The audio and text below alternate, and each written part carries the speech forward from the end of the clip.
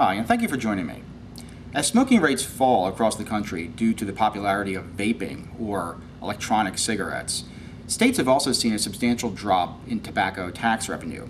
And in order to find new sources of funding, many states have proposed and in some cases imposed extremely high tax rates on vaporizers and accessories in an attempt to make up the difference.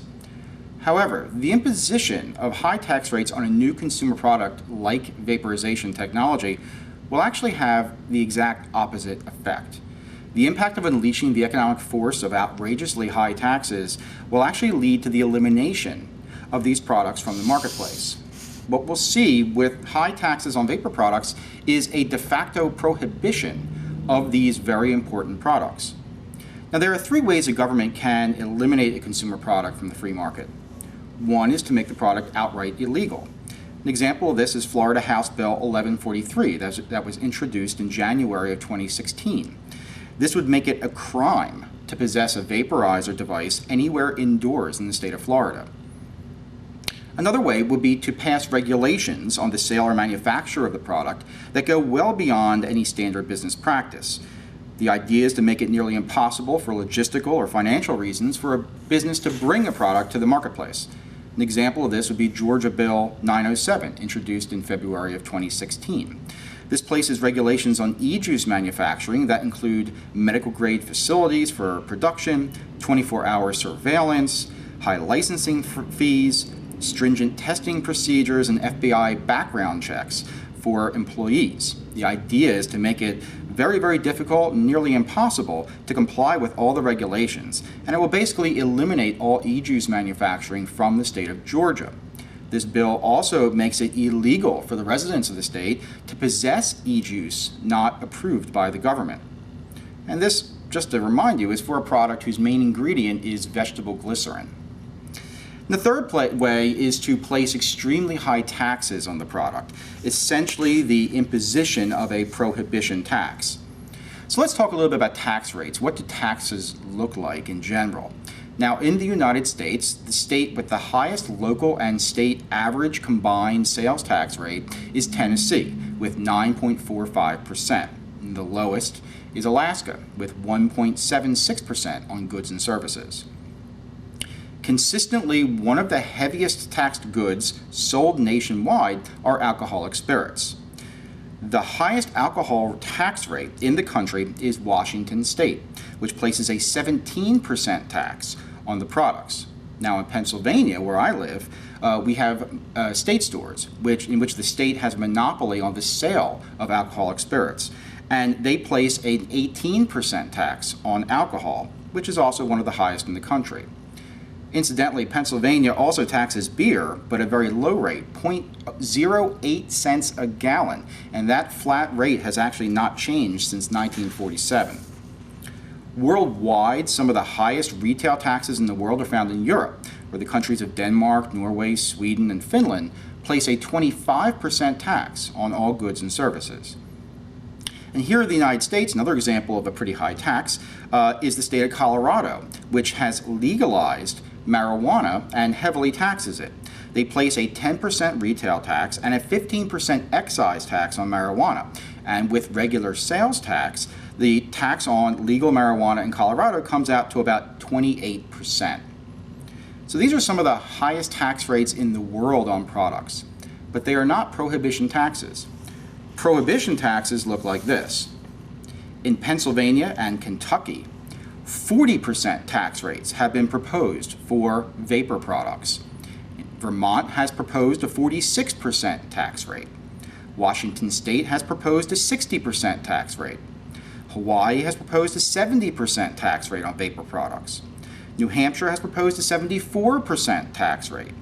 New Jersey and New York have proposed 75% tax rates, and Utah has proposed an 86% tax rate on vaporizer technology.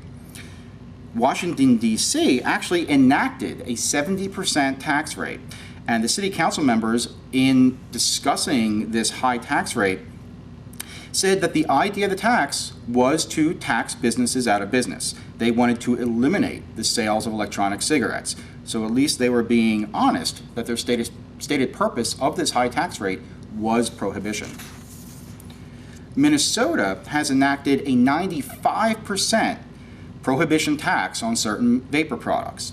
And this very high tax has created some very unfortunate unintended consequences that we'll talk about in a few moments. Things to note about vapor prohibition taxes. The first thing about a high tax rate like these prohibition taxes proposed for vapor products is that the purpose should never be to get revenue. Here in Pennsylvania, the governor has proposed a 40% tax rate and actually thinks this will generate revenue. But in the free market, this simply will not happen for a number of reasons. First, shops that sell these products, like my store, will have to shut down. Essentially, it will tax us out of business. You see, the way business works is we buy large amounts of products in bulk at wholesale prices, and then we mark them up for retail sale. My margin for most products, so the difference between the wholesale price and my retail price, is about 40%. So a 40% tax rate would eliminate all profit from my business.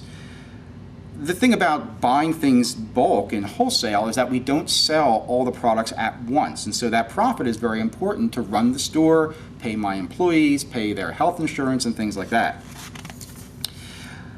If the government takes away all the profit, essentially stores like mine that only sell vapor products will be taxed into bankruptcy. I would have no money to run the store. Also, when you run businesses out of business, all of the regular sales tax and payroll taxes that we pay that you would get from a thriving business would be lost. The second reason you would never make money from a prohibition tax is that consumers will never pay the tax. See, economically, consumers will always look for the lowest price. And if you place a very high tax on a product, they simply will not buy it or seek a less expensive alternative. In this case, all of the products that I sell in my store, and literally all of them, are available online. And so consumers would simply go online and buy products from out of state tax-free, or at very low tax rates depending on where they buy it. Additionally, all the money that these consumers would normally spend in the state would now be going out of state. And so it's a significant loss of economic activity as well. The third reason a prohibition tax on electronic cigarettes or vaporizer technology won't work, and you won't get any money from it, is that retailers like convenience stores like 7-Eleven or large retailers like Walmart that sell electronic cigarettes will never pay the tax because they're very easily avoided by just dropping the product. You're only taxing one product at a very high rate, and so if you drop the product, the retailer would simply not have to ever pay that tax. So prohibition taxes in general on vapor products will produce a negative economic impact. But in this case, there will also be a public health impact as well. Combustible cigarettes are the #1 cause of preventable death and disease in the United States. And by eliminating vapor products from the market, you're actually protecting the sale of regular cigarettes and supporting the business model of the big tobacco companies. Prohibition taxes or prohibitive regulations only prevent the legitimate sale of products. And so whenever you put very high taxes on things, there also is the possibility that an illicit market will develop beyond the reach of the government. And because it's illicit, it now becomes an issue with law enforcement. For example, in Thailand, vapor products are not illegal to possess, but they are illegal to sell. And so in Thailand, there's a thriving black market for vaporizers. There was an interesting research study done and released in July of 2015 by 2 professors at Pepperdine University and a professor at New York University. It's called The Unintended Consequences of Cigarette Prohibition, Regulation, and Taxation. And in it, the professors looked at what would happen if prohibition were placed on regular combustible cigarettes. What they found was the following: that laws that prohibit, regulate, or tax cigarettes can generate illicit markets for tobacco products. Illicit markets both reduce the efficacy of policies intended to improve public health and create harms of their own. Enforcement can reduce evasion, but creates additional harms, including incarceration and violence. The researchers concluded that higher taxes and tighter regulations, especially those that create strong gradients across easily crossed borders, may have substantial unintended and unwanted consequences, and at some point, the cost of further tightening might exceed the benefits.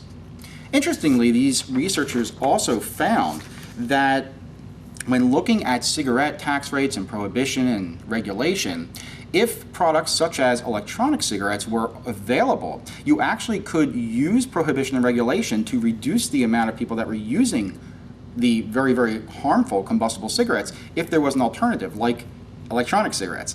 But what's going on in the United States right now is actually the exact opposite, where the electronic cigarettes are being prohibited while regular combustible cigarettes are in effect being supported. And as we talk about unintended consequences, let's look back on Minnesota. They enacted a 95% tax on the disposable closed system e-cigarettes that are sold in many convenience stores. And they also added a 95% tax on e-juice that contains nicotine, but e-juice without nicotine is subject to regular sales tax, which in Minnesota is 6.8%. And so if you had the choice of two products, so this is e-juice, this one is a 0, this one is a 3 milligrams, so this has a slight amount of nicotine in it. And this is taxed at regular sales tax, and this is taxed at a 95% tax rate. What would you choose? And so what's happening is that stores in Minnesota are either not carrying the products, like the small disposable e-cigarettes, in order to avoid the tax, and vape shops are selling the 0, but not really selling the nicotine versions, where the sales have really gone down. And so what consumers can do is buy the 0 and then buy concentrated liquid nicotine online.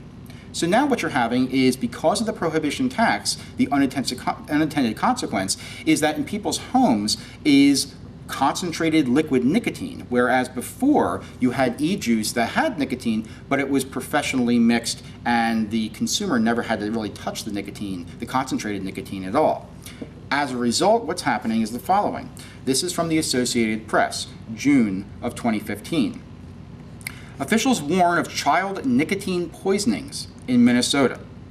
Minnesota health officials are warning of the dangers of concentrated nicotine after a jump in nicotine poisonings in children. Minnesota Public Radio News reports officials point to the rising use of e-cigarettes and the concentrated liquid nicotine products used with them. The devices have become a popular alternative to traditional smoking. So the unintended consequence here is that you're having a dramatic jump in child liquid nicotine poisonings because of the prohibition taxes. So in conclusion, prohibition taxes do not lead to more state revenue. What they do lead to is the destruction of legitimate businesses and the probable creation of illicit markets, in addition to a host of unforeseen and probably unwanted consequences. And as we've learned from American history, during the prohibition of alcohol, the unintended consequences of prohibition are never positive. Thank you.